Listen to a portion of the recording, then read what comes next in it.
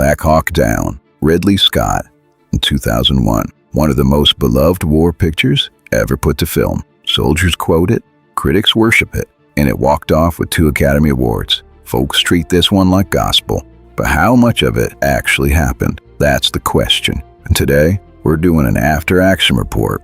We're not just going to take the movie's word for it.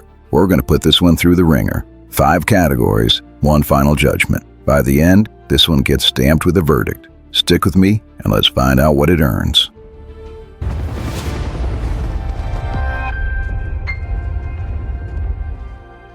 Now, before we ride in, let me walk you through how I grade these things. Every film gets measured in 5 categories. Uniforms, did they dress the soldiers right? Weapons, right guns, right war. Events, did it happen the way the movie says? Geography, does the ground match the real ground? And tactics, did they fight the way the real outfit fought? Now each category earns 1 of 3 marks. T for trained, means they nailed it. P, needs practice. It's close, but it's got problems. And U, untrained, because that dog won't hunt. Add it all up, and you're going to get a percentage. And that percentage lands a film on the verdict ladder. Up at the top, like 90 and above, you're going to be locked in. That's a bullseye. You slide down to the middle, 50s or 60s, and you're going to be half-assed. Half right, half Hollywood. And way down at the bottom, under 30, well, that's FUBAR. And if you've served, you know exactly what that stands for. So that's a scoreboard. Now let's talk about what really happened in Mogadishu, because that's the measuring stick everything else gets held up against. Well, as we look at this video that we've been seeing, let me ask Representative Wheat this question. Many of these so-called thugs that people point out that are causing all the trouble are teenagers with guns, and we just saw some of them there. Do you think that U.S. troops will shoot at these teenagers? October 3rd, 1993, Mogadishu, Somalia. The Somalians call this day the Day of the Rangers. Now Somalia, it had fallen apart. Its government had collapsed, and warlords were carving the country into pieces. And the famine got so bad that the warlords were using starvation as a weapon.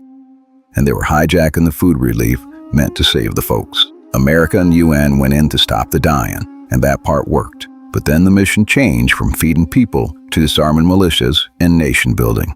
And that put us square in the crosshairs of a warlord named Mohammed Farah Aidid.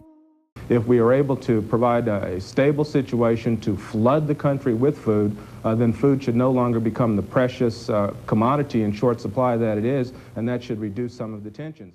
After Aidid's militia ambushed and killed 24 Pakistani peacekeepers and bombs killed 4 American MPs, the U.S. sent in Task Force Ranger, 441 men, and they're the best the military had, Delta Force, the 75th Ranger Regiment. The Night Stalkers flying their Black Hawks, and their job was to grab Aidid and dismantle his command. We load the prisoners and then the assault and blocking forces and bring them back.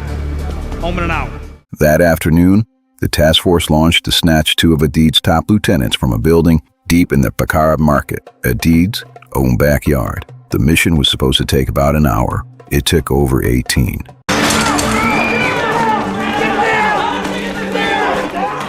Now, they grabbed their targets clean, and then it just all came apart. A ranger named Todd Blackburn, he missed the fast rope and fell 70 feet to the street.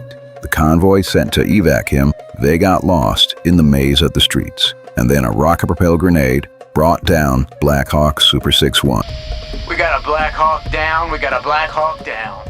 And both pilots were killed on impact. 40 minutes later, a second bird, Super 6-4, piloted by Mike Durant, went down a mile away. We lost the tail rotor, it's gone. 6-4 is going down.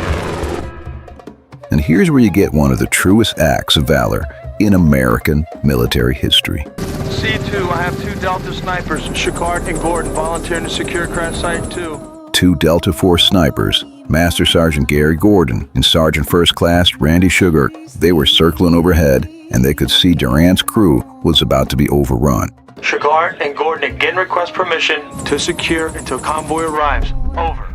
3 times they asked to be put on the ground with no backup. The 3rd time, command said yes. Go Vina, put him in. And they fought their way to that wreck, pulled the crew out, and held off a mob until the ammunition ran dry. Both men were killed and Durant was captured. Gordon and Sugar, they became the first Medal of Honor recipients since Vietnam. The rest of the force dug in around the first crash site and fought all through the night. A lot of these men were short on water, no night vision, and the rear plate of their body armor was missing because they figured they'd be home in just an hour. What finally saved them was a multinational armored column. It was spearheaded by 24 Malaysian Condor armored personnel carriers and 4 Pakistani M48 tanks. Those UN allies, they bled for our people. A Malaysian soldier was killed, driving his Condor straight into that kill zone. The whole cost of it, 18 Americans were killed, dozens wounded, and 1 captured. Malaysia, they lost a man, and Pakistani took some wounded. And the Somalia losses, well, they ran into the hundreds, maybe far higher. The exact Somalia figures are still hotly debated to this day, so I'm not going to pretend I can hand you a clean number here. That's what's happened. Now, here's what Hollywood did with it, starting with what they put on the soldiers' backs.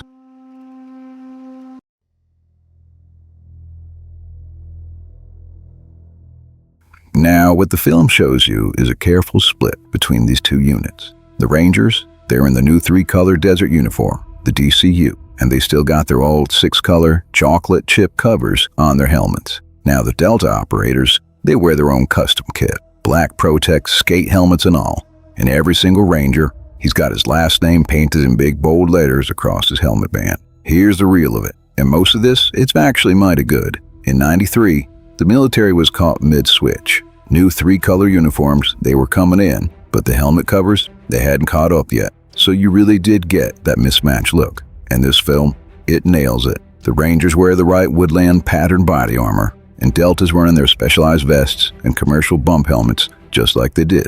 Somebody did their homework. But there are 2 things that trip it up. That black Protect, Delta wore those helmets, sure, but they rarely ran them solid black in the desert daytime. Most operators spray-painted helmets and rifles to match the sand. And those big names on the helmets, well, that's pure fiction. Ridley Scott flat out admitted he made that up because test audiences, they couldn't tell actors apart once they were all caked in dust and gear. I mean, I get why he did it, but in real life, no Ranger's walking around with a name tag on his dome like a high school football jersey. So the gear's geometry's right, but the name tape business is a thumb on the scale. So for uniforms, they get a P, needs practice. It's the right kit, just the wrong heads.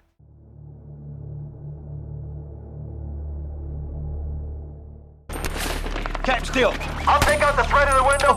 We're rarely pointing at the gray building. Coming through, Captain. On screen, the Rangers carry the M16A2. The Saw Gunners, they've got their M249s, and Delta's running the compact carbines, and Randy Sugar, he carries an M14 with a suppressor and a red dot. Now the big picture here is correct. Rangers did tote the long M16A2s, and Delta did carry an early carbine version, the Colt 723s and the 727s, and what folks lump together as the Car 15s. And Sugar did choose to carry M14, so far, so good. But you get up close on the optics, and it starts to fall apart. The Delta sniper rifles, they're geared with an Aimpoint Com M2 red dot, and that sight, it didn't exist in 1993. It came out years later. In the real battles, Delta used the older tube-style Aimpoint 3000 and the 5000s. They were mounted right on the carry handles. So why that movie used the wrong one? Well, it's simple. The real period sights, they've been out of production for a decade, and they couldn't get their hands on enough of them. So the prop guys, they reached for what they could buy. And Sugar's M14 in the film, it's wrong in the details too. His actual rifle was a heavily modified precision job, custom desert paint, and the right air optic, and an infrared laser for night work. The props got no laser and the wrong sight.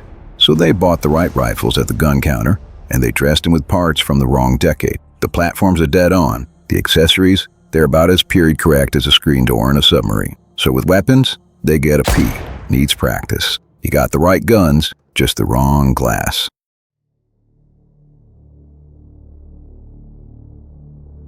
I have seen with my own eyes dead American soldiers being dragged through the streets of Mogadishu. There were at least 2 U.S. helicopters confirmed shot down. All right, this is where we got to be careful and honest. The film compresses an 18-hour fight and leans on some composite characters and builds to that gut punch ending. Exhausted soldiers sprinting through the city while the armored convoy rolls off without them. Some of it's true to the bone, But two things here need calling out. First, Ewan McGregor's character, the coffee brewing clerk John Grimes, well, he's actually a ghost. He's never existed. He's mostly based on a real ranger, John Stebbins, who earned a Silver Star that day. The problem is, in '99, Stebbins was court-martialed and sentenced to 30 years for rape. The Pentagon leaned on the filmmakers to change the name so they weren't putting a convicted rapist up on a pedestal. So they invented Grimes to carry the real man's actions. Now that's an ugly piece of history, and I'll treat it as exactly that. Most important thing, just remember when everybody else is shooting, shoot in the same direction. And second, and this one's a big one, that Mogadishu Mile finale. Open up the hatch! Got men back here! No room here! Go on the roof! What's going on? The movie shows our boys running a marathon out of the city, basically abandoned. And that's a fabrication. In reality, it was a slow, disciplined fighting withdrawal. The armored vehicles were full of dead and wounded, so the able-bodied men walked alongside those Malaysian condors and Pakistani tanks, using them as rolling cover. About 800 meters to a secure strongpoint. Nobody ran out of that city alone. And that ties to the worst sin of all. The film damn near erases the Malaysian and Pakistani forces who broke through to save Task Force Ranger. Those weren't taxi drivers. They led the breach into the market under RPG fire, and a Malaysian soldier died doing it. The movie shrinks the men who bled to save our people down to background extras. The big beats, like the raids, the crashes, the Alamo defense, those all hold up. But rewriting the escape and erasing the Allies isn't compression, that's revising the record. So for events, it gets a U, Untrained. We're gonna roast the screenplay, but still salute the men.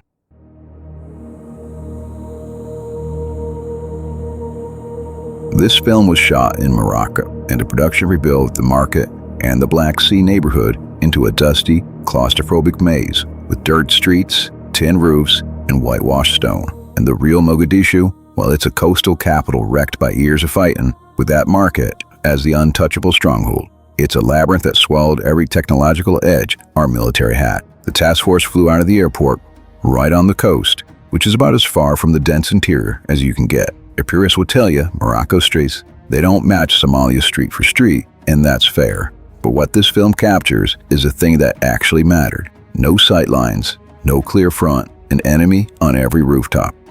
It shows you exactly why those ground convoys got lost and chewed up. So for geography, it gets a T. Call that train. They built the trap right.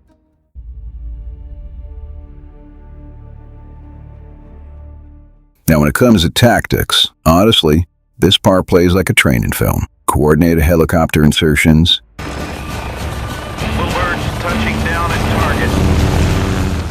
fast roping,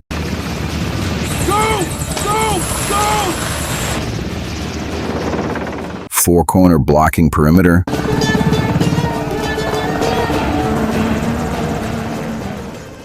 little birds flying close air support, and this is the smart part. It shows the discipline breaking down, men leaving gear behind because they thought they'd be back for supper. And that's the truth of it all. Dropping Delta right on the target while Rangers locked down the 4 intersections around it. That was established JSOC doctrine. They'd run it clean on 6 previous missions, and the film gets it. It's just as honest about the friction. The hubris is well documented. Confident operators stripping real plates out of their armor. Don't need another 12. I don't know about you, but I'm not planning on getting shot in the back running away. Leaving their canteens. You're not gonna need that, dude. We're not out there long enough. And their night vision, because they called it dead weight. When those birds went down, the 1-hour raid became an 18-hour siege, and suddenly, no water and no night optics in the dark was a catastrophe. The film also nails the nightmare of fighting a decentralized militia, throwing human waves and RPGs in a city.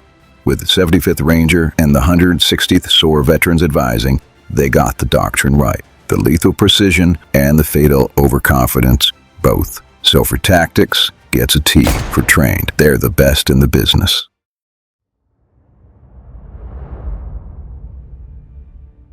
Alright, so let's tally the after-action report. And the final number, that's 75%.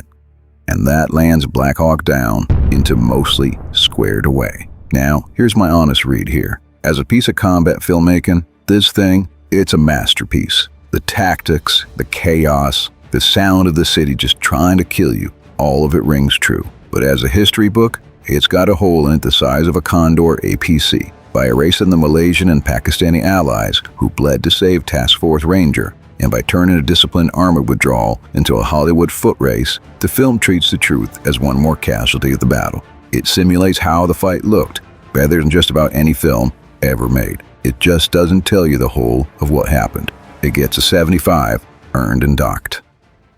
Alright, so did I get that wrong? Was Black Hawk Down robbed, or did I let it off easy? I'm sure you got opinions, and want to tell them below in the comments. And if you're one of the folks who served alongside those UN allies, I especially want to hear from you. Now I put my sources in the description if you want to take a look at my work. That way you can check it out. And if you want to keep riding with us, you go hit that subscribe button and hit the like button so you don't miss the next After Action report. So until then, lock and load, partners, and keep the reels a-rolling.